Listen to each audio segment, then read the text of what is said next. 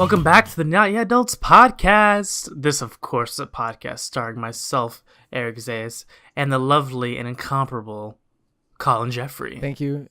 So good to be here. Long-time listener, first-time caller. My question today is for Eric, and that is, how are you, Eric? That's a lovely question, Collin. Interesting that you say that you're a first-time caller, because you've done this podcast together since it began, but I've been doing great. I don't know if you could tell in the last podcast, it was kind of like a few weeks ago, but I was kind of still dealing with I don't know if it was a cold or something. It was kind of like my voice was kind of gone. It's gotten back. I've gotten better, and it kind of leads me into like my idea for the topic for this episode. But before we get to that, I should ask you how you're doing, because that's what nice people do. I mean, it's fine. You already admitted that you already just want to get to the topic, so it's.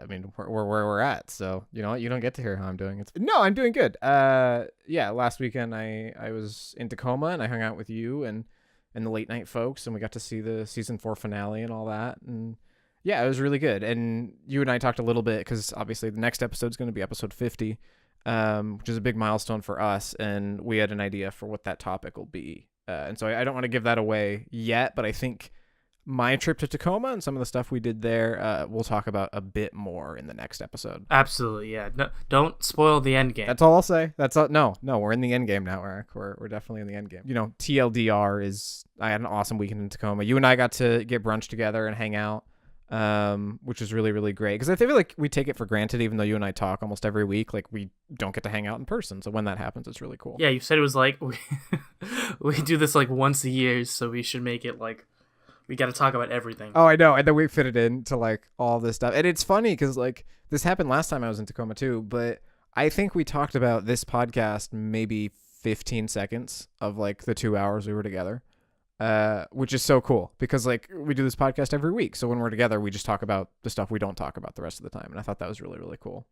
So, and again, we'll talk about that a little bit more next week. But so you had this idea, Eric. You wanted to talk about sickness and sort of this idea of disease and death and famine and all of these. Well, no, that's a little big. You don't have to make it that bad, but I was looking through our previous episodes and I was like, we must have talked about getting sick before, and that's kind of the sign of like, we've talked about this before. A sign of a good episode topic is when we think or when one of us has thought we've talked about this before, and we look and we haven't, and like, oh, there's a lot of potential here. It's that feeling of clearly we must have done this. Obviously, it's such a like immediate conclusion you jump to that we would have done this topic, but we haven't. So where do you want to start on this one, Eric? I mean, sickness is one of those things I feel like no one really wants to talk about, but it's something that everyone can empathize with a little bit. I was thinking like what we've done in past episodes, which we haven't done in a while, is kind of talk about how we felt about the particular topic at hand when we were kids and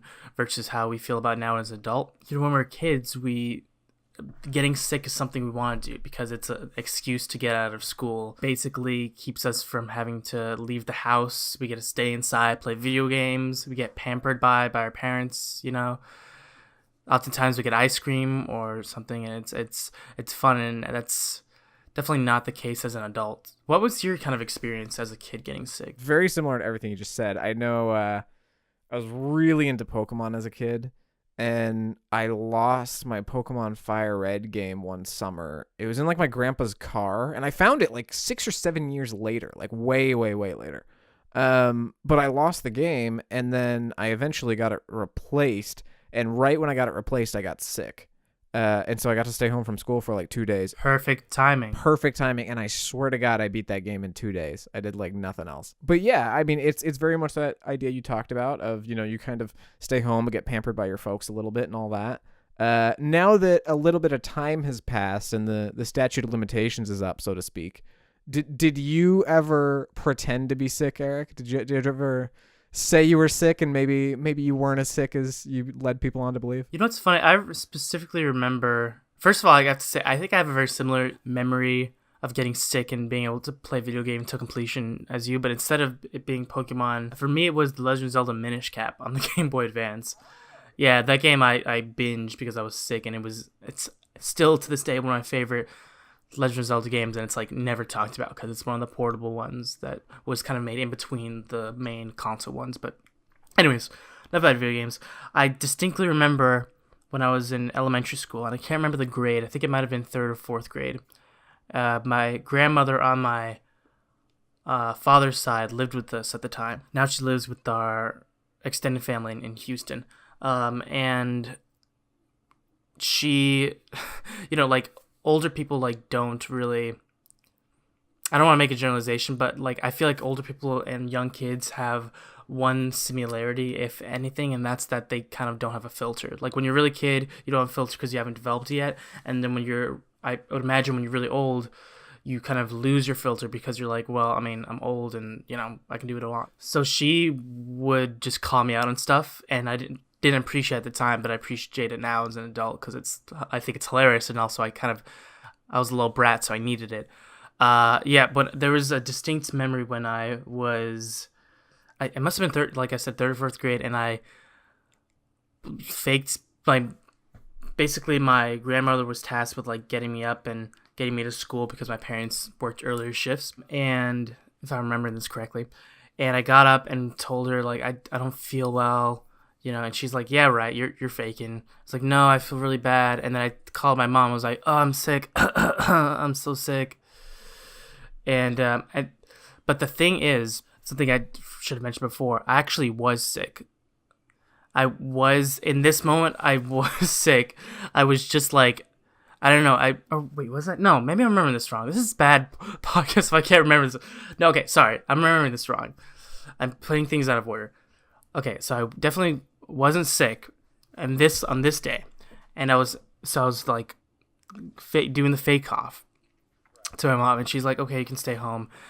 And like, so the whole day I was just basically trying to enjoy it by watching cartoons, and periodically my grandma would peek in and be like, I know you're faking it, you're lying, and I was like, whatever. And no, like, do you need anything? No, can I get you an extra pillow? It's just, you're freaking fake. And then I think if karma's a real thing, I think I experienced it because I swear, like, the next day, this is why I mentioned I was sick, because I was remembering things just out of order. The next day, I actually did get sick. But, like, I knew, like, oh, I can't miss 2 days of school in a row. So I talked to my mom that morning, and she's like, do you feel good going to school? And I was like, yeah, I do. And then I coughed, but it wasn't, like, a fake cough. It was, like, a real, genuine cough that just, like, came out because I was actually sick, and I didn't mean to cough on the phone, but it just came out. And then she's like, are you sure? And I was like, no, I'm sure. And part of it was like my grandma saying like, basically my grandma was telling, on my mom's side, was telling my mom like he's faking it. And I'm sure they had some conversation away from me where it's like, she was like, okay, I understand, but let him, have his one day off, and then he'll go to school the next day. So the day I wasn't sick, I got school off, and the day I was actually sick, I had to go to school sick, and for all I know, I got other kids sick. It was a bad time. And it's so fascinating because, like, I don't want to speak for you, but at least for me, I would get so in my head about it because, like, I never wanted to go to school, and it was very much like a run out the clock situation of how many days can I just not have to go. But for me, it was like, okay, do I actually feel bad, or am I just telling myself I feel bad? Like, and then, like, like you get a headache or whatever. Okay, does that mean I'm sick, or do I just have a headache? Do you think you were a bit of a hypochondriac? Yeah, probably a bit. I mean, like, I did not like school as a kid at all, so it was honestly just any excuse. Like, it'd be like, stubbed my toe. 1 week's bed rest, man. Sorry, I can't go. I don't know what you want from me. Yeah, I mean, I just didn't like school, and I'm sure, like, at the time we assumed, we were like, oh man, look at us. We are pulling a fast one. We got this thing on lock. I'm sure our parents knew. They probably have like an idea of like, okay, how many days out of the year am I going to let them get away with pretending to be sick? Like, let's say out of the 180 plus days of school they're required to go to, let's say they get like 5 free fake sicks. Well, because like as a kid, and I'm painting with a broad brush here, but you probably don't have the emotional maturity to be like, hey, I'm not feeling sick, but I really need a day off today. I just need to recharge my batteries. I'm not doing well. Maybe it's a mental health day, whatever it may be. Like, as a kid, you probably don't have the awareness to say that, but everyone knows what sick means. And so as their parent, that's probably, kind of a sign to them of like, okay, they've been working hard lately. They're burnt out. I'm just going to give them this day off and, wink, nod, nudge, nudge, they're sick. Yeah, and also, I mean, frankly, I'm sure they did the same thing with their parents back in the day. So I don't know. It's something I feel like we notice as we get older of like all the things we thought we pulled over on our parents. It's like they're a lot smarter than we probably give them credit for. There's so many examples of the times where I'm like, remembering a time when I think I like tricked my parents. It's like, oh, they knew, they just let me get away with it because they like, oh, I've been there, and kids should get their moments. And also, if they called you out on everything you did, you would just never do anything because you're like, God, I am just a screw up. And also, I think there's a reverse psychology aspect of it. If your parents never let you get away with anything, you're just gonna try to get away with worse and worse things, and all of a sudden you're doing drugs. Right, and don't do that because that's bad. So yeah, I mean, I kind of went down the rabbit hole there a little bit, but yeah, I mean, weirdly enough, I think I have more fond memories than not of being sick as a kid because I got to stay home, I got taken care of, I played video games. Didn't have to go to school. As opposed to being an adult where when we get sick now, it's only a bad time. It is the frickin' worst. And I feel like there's kind of a turning point for that. And for me, it was high school of where you can stay home sick. That is something you can do. It can still happen. But it often makes your life harder than it does easier. And an example of that would be, an Evergreen. The middle school I went to was called Evergreen. But I was trying to say an elementary or middle school. You stay home and your work kind of piles up, but as soon as you get back, they give you plenty of time to do it. As opposed to in high school or even college, you can take a day off for being sick, but the amount of work that you will have is just so astronomical. Falling a day behind when the curriculum is moving that quickly is just the worst. And they don't let you, or maybe they try to, but it's not as easy for them to say, oh, well, just, catch up at your own pace. No, it's like, no, we're all continuing, and like either you pick up speed with your curriculum or you fall behind. It is very much this train stops for no one. Because that's how adult life works, and I get why they do that as early as high school, because they need to prepare you for life. And like an adult life, which we're learning now, when you get sick and you fall behind, they're not going to slow down for you. They're just like, okay, well, either he catches up or he gets fired or let go or fails this class or whatever equivalent of adulthood you're experiencing. Well, and I mean, I wasn't sick, but an example of this is, I went to Tacoma last weekend and I had to get that time off approved from work. And it's not like work just stops when you're gone. The wheels still keep turning, and now people are having to fill in for you. And so, if you take a day off from work, especially as an adult, whether it's sick or what have you, that doesn't stop. Now people are having to make their lives harder to compensate for the fact that you can't do what you signed up for doing. And of course, everyone has to do that. This isn't me guilt tripping people who get sick. That's just the nature of, the world of work, is you fill in the gaps when other people can't. But it makes their lives harder. As opposed to in school, it didn't really make anyone else's life harder when you, took time off. Yeah, not at all. Yeah, and then, I mean, as you kind of set us up for, then you get to adulthood, and it's very different. The most frustrating thing, not to just say that I'm an adult, as the name of the podcast suggests, but the most frustrating thing in the world for me was in college at PLU. In the 2 years I was there, I never got sick once. It did not happen a single time. The only exception to that was when I would come home to visit my family in Spokane. I got sick every single time. And that was so frustrating because it got to the point where they were like, hey, do you want to come back for Thanksgiving? Do you want to come back for spring break? And I was like, no, I do not. Because I don't want to get really intensely sick. I get sick, and then it doesn't just go away. It's not like a 2-day stomach flu or something. It's that head cold that stuck around for like a month. So like when I came back from Christmas break, I don't remember if it was first year or second year, the first day I got back to PLU, had to go to Walgreens and just buy so much Dayquil. And I was just on Dayquil for like the next 2 weeks. Because it was just like, what else am I supposed to do? I can't take 2 weeks off of classes. That I'd literally have to like drop out. Like there's just no way I'd be able to make up all that work. But it just sucked so bad. And like I eat pretty healthy, and I practice good hygiene, and I wash my hands and all of that. And so it was so frustrating every time I went home, like clockwork, just to be, you have a cold for the next 2 weeks. It was just the worst thing, man. Yeah, I got to tell you a pretty intense story of when I got sick in college, because I don't get very sick. I don't get sick very often, but when I do, it's really intense. And I think that's probably what you were experiencing, like not getting sick at all. in college, getting sick when you get home. Is it fair to say that you don't always get sick, but when you do, it's pretty intense? Just like the Dos Equis guy. I'm the most sick person in the world. In college, I got mono. And I forgot what that word is short for. But anyways, people know it as like, it's the kissing disease. It's something you usually get from like, college because a lot of kids are making out and stuff like that. But when I got it, I'm thinking about the timeline of when I got it.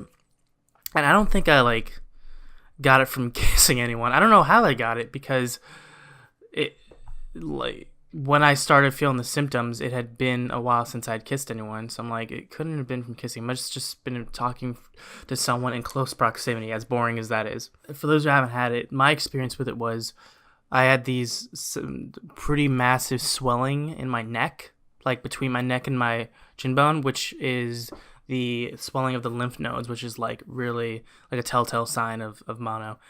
And so I had that.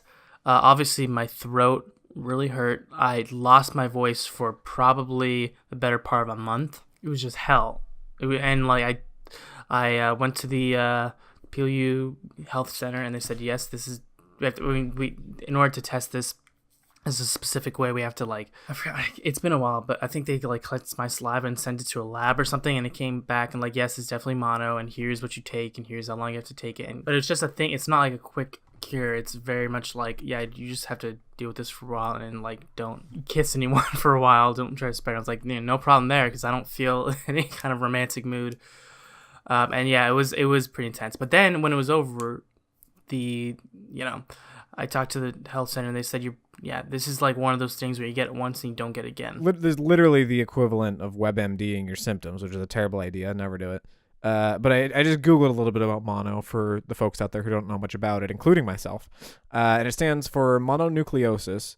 And according to Healthline, the virus is spread through direct contact with saliva from the mouth of an infected person or other bodily fluids, such as blood. It's also spread through sexual contact and organ transplantation. You can be exposed to the virus by a cough or sneeze, by kissing, or by sharing food or drinks with someone who has mono. So there's actually quite a few ways you can get it. Maybe someone coughed in my face and I didn't think much of it. I just remember it significantly because I hadn't gotten sick for a while before I'd gotten mono, and then when I got it, it put me out. It was like I was drained.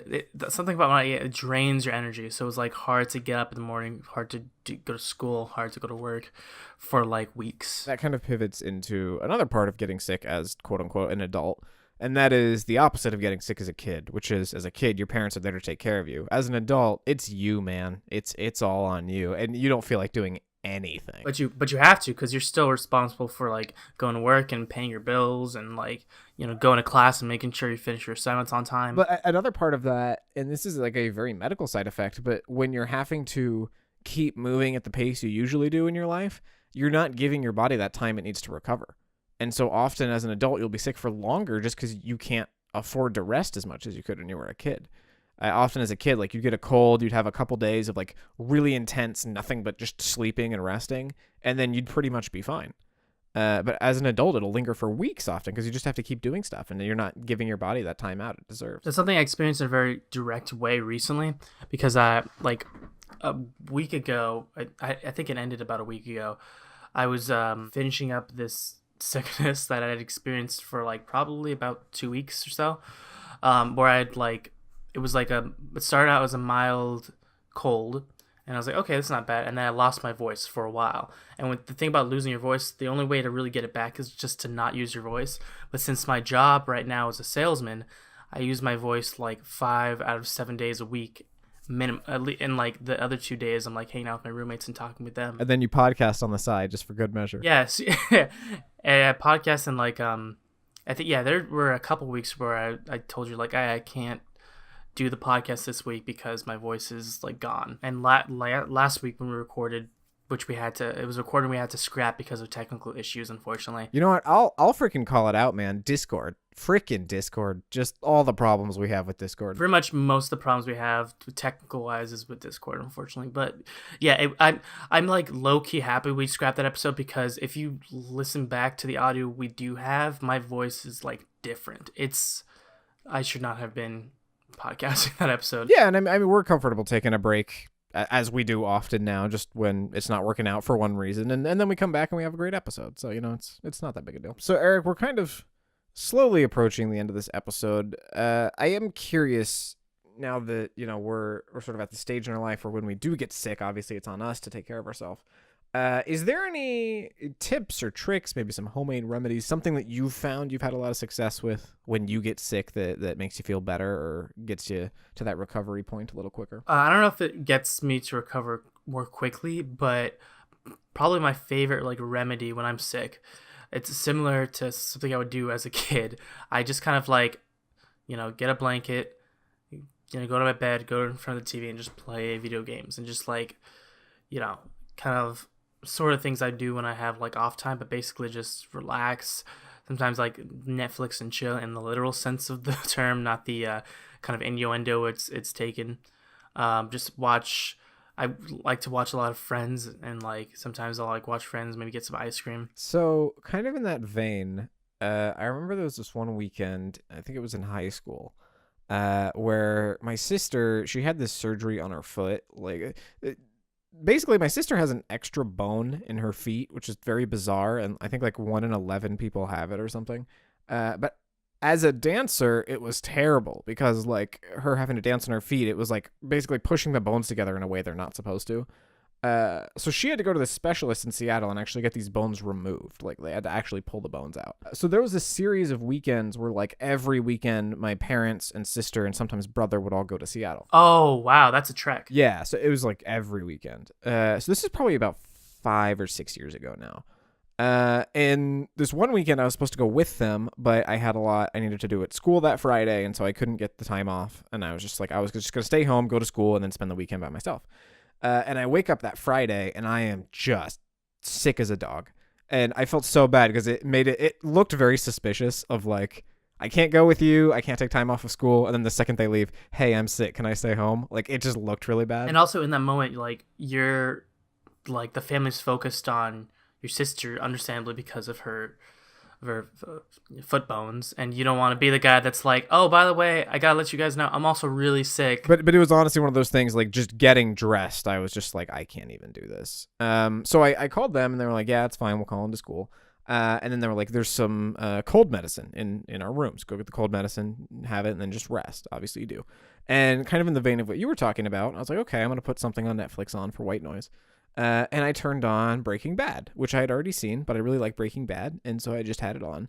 And there is something that happens, I can't explain it, but when you are sick and you are on a high quantity of cold medicine and you are watching any TV show, but in particular Breaking Bad, which is already very gritty and dark and emotionally just very strange, I was just in this weird state for 3 days where I'd be sleeping on and off constantly. When I was awake, I was watching Breaking Bad, and when I was asleep, my dreams were all about Breaking Bad. Oh, that's not good. And I was just in this weird, Albuquerque, New Mexico methamphetamine haze for 3 days. It was very weird. And I've never done any illegal drugs. I don't intend on ever doing any illegal drugs. But just the tone of that show and the pace it moves at and the vibe it gives you, mixed with being incoherently just in and out of sleep and on cold meds, it was just a weird weekend, man. That's part of the reason I don't leave the TV on anymore when I go to sleep, because I used to have really intense dreams that were about some stuff that just left on the TV, and I was just I don't like the infomercials stuff to dictate my dreams because it makes them real weird. So yeah, I ever since then, if I am sick, I typically maybe we'll have on a podcast very quietly or music. But any TV show with a narrative, I find it just affects my state too much. I also find I'm really emotionally hypersensitive to everything when I'm sick.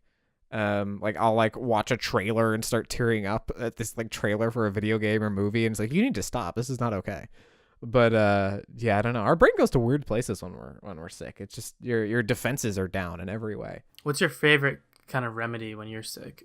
What's your go-to, I can't do anything, this is what I'm gonna do? When I was a kid, it was video games, but honestly, if I get sick now, I'm so sick I don't even want to play video games. That honestly takes too much effort, which sounds so lazy.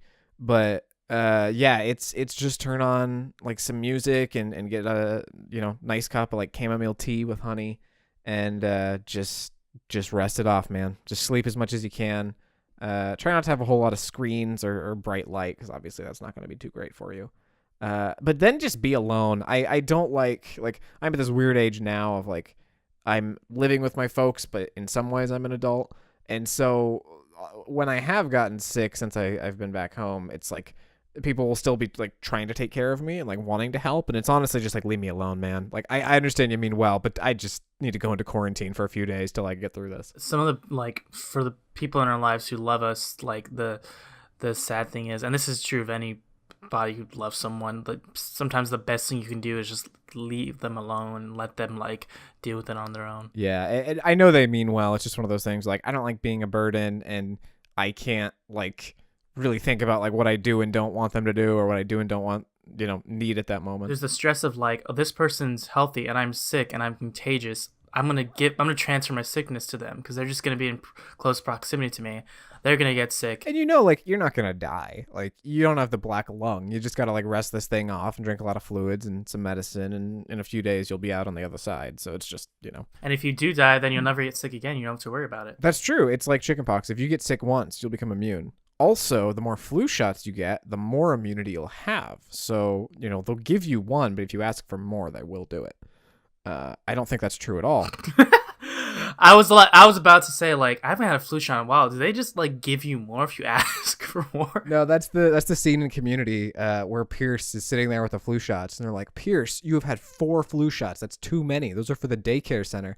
And he just screams at him, I'll be a living God, as he's putting IVs into his arm. Well, folks, let us know if you have a remedy that works for you when you're sick. Maybe you found the cure to the common cold and you're just hoarding it to yourself jealously. Maybe you have a fun sick memory or a not fun sick memory you'd love to share with us. Let us know. We would love to hear it. So reach out to us on all the various social platforms and things of that nature.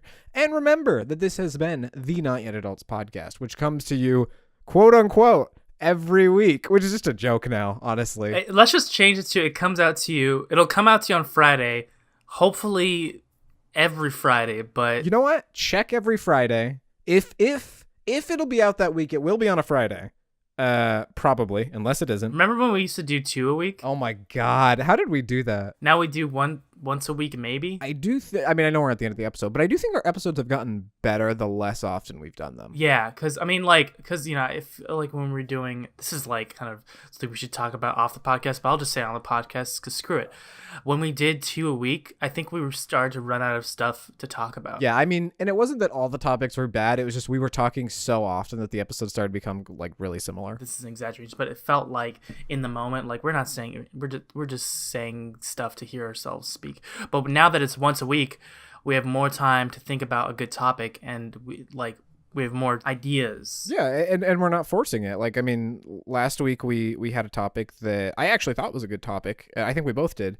And we started doing it, and it was just kind of weren't feeling it. And obviously we had some technical issues and stuff too. But that's the nice thing about not forcing ourselves into an arbitrary schedule, is if we're not feeling it, we can take some time off until we are feeling it. Just like when we're sick, and we can't do that when we're sick, but we wish we could. We gosh darn wish we could. That would be very nice, but anyways, well, folks, as we said, let us know what thoughts or memories you have about getting sick. And remember, this is the Not Yet Adults podcast, which comes to you the Fridays that we want it to, at 9 a.m. Pacific time on YouTube, Google Podcasts, Apple Podcasts, SoundCloud, Stitcher, all sorts of things of that nature. We're also on social media, Facebook, Instagram, and Twitter at Not Yet Adults, as well as on our own subreddit, r/Not Yet Adults, which you should check out if you have the time. If you got even more time and you're like, by gosh darn, I've listened to 49 episodes of this show, I love those guys over at the Not Yet Adults, you can do us a favor. We'd really appreciate it. If you're on iOS, you got one of those fancy pants iPhones, head on over to the Apple Podcasts or iTunes app,